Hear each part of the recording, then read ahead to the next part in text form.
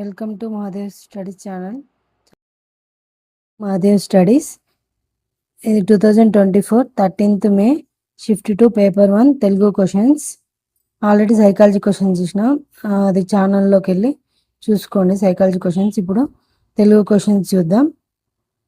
నేను గద్యం పద్యం క్వశ్చన్స్ తీసుకోవట్లే అండి, ఓన్లీ కంటెంట్ క్వశ్చన్స్ చూద్దాం. గద్యం పద్యం అందులోనే ఆన్సర్లు ఉంటాయి కాబట్టి అవసరం లేదు. ఈ కంటెంట్ క్వశ్చన్స్ ఎక్కడి నుంచి అడుగుతున్నాడు, ఎలా అడుగుతున్నాడు అనేది చూద్దాం. చూడండి, శోభ అనే సాహిత్య మాసపత్రికకు సంపాదకుడిగా ఉన్న కవి పేరు.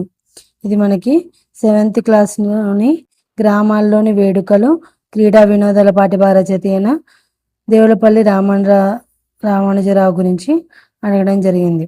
ఆన్సర్ దేవులపల్లి రామానుజరావు. శోభ అనే సాహిత్య మాసపత్రిక నడిపిన కవి. నెక్స్ట్ క్వశ్చన్ చూడండి, మాతలకు మాత సకల సంపత్సమేత అన్న కవి ఎవరు?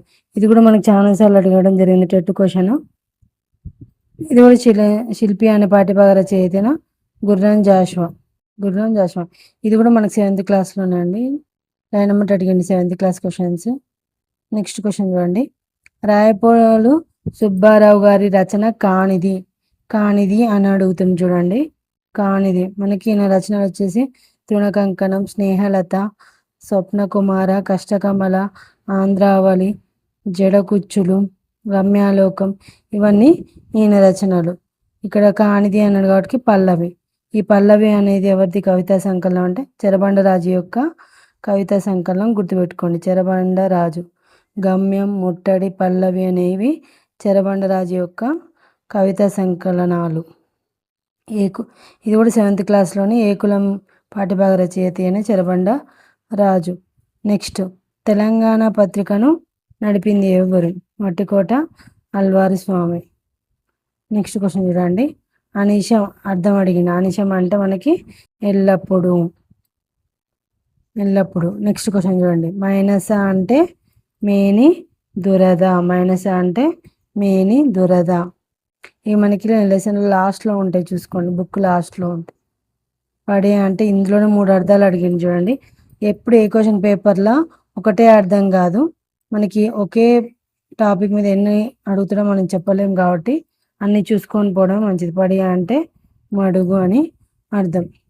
నెక్స్ట్ క్వశ్చన్ చూడండి, దుర్దురం అనే పదానికి పర్యాయ పదాలు ఏవి? కప్ప, మండుకం, బేకం అని వస్తాయి. నెక్స్ట్ చూడండి, 49 క్వశ్చన్, కారు అనే పదానికి నానర్థాలు కాలం, నలుపు. నెక్స్ట్, పాఠం అందరూ చదువుకొని రండి. ఈ వాక్యం దేనికి సంబంధించింది అని అడుగుతుంది.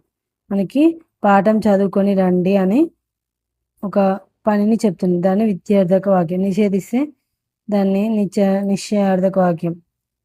ఇవన్నీ వేరు. విద్యార్థకం అనేది రైట్ ఆన్సర్. నెక్స్ట్ క్వశ్చన్ చూడండి, ఏకాదేశం అనగా? ఏకాదేశం అంటే ఒక వర్ణం స్థానంలో మరొక వర్ణం రావడం. నెక్స్ట్ క్వశ్చన్, ద్విరుక్త టకార సంధి కానిది అన్నాడు. మనకి ఇక్కడ ఆన్సర్ అప్పుడప్పుడు. ఇది ఆమ్ల సంధి కిందకి వస్తుంది. మిగతా 3 కూడా ద్విరుక్త టకార సంధికి సంబంధించినవి.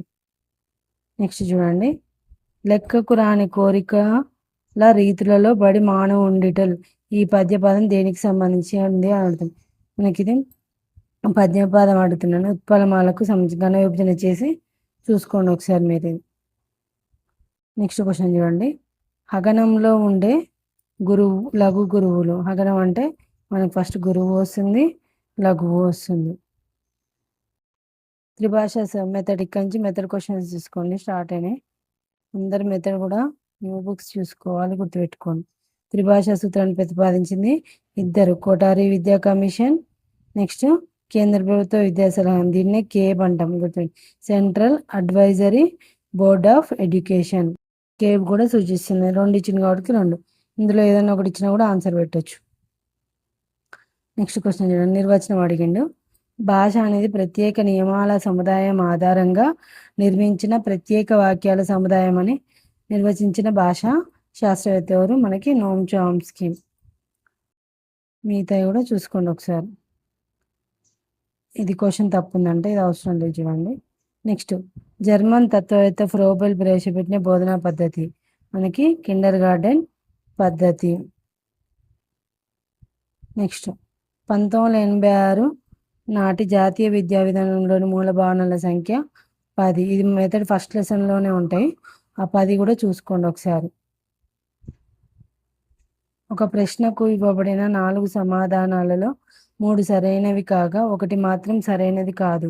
దానిని విద్యార్థి గుర్తించుటకు ఉద్దేశింపబడిన ప్రశ్నారూపం. 2 ఆన్సర్లను విలోమ రూప ప్రశ్న అంటారంట, వర్గీకరణ ప్రశ్నల రకాల నుంచి ఈ క్వశ్చన్ తీసుకోవడం జరిగింది. ఇంతవరకు అండి, చూసుకోండి ఒకసారి.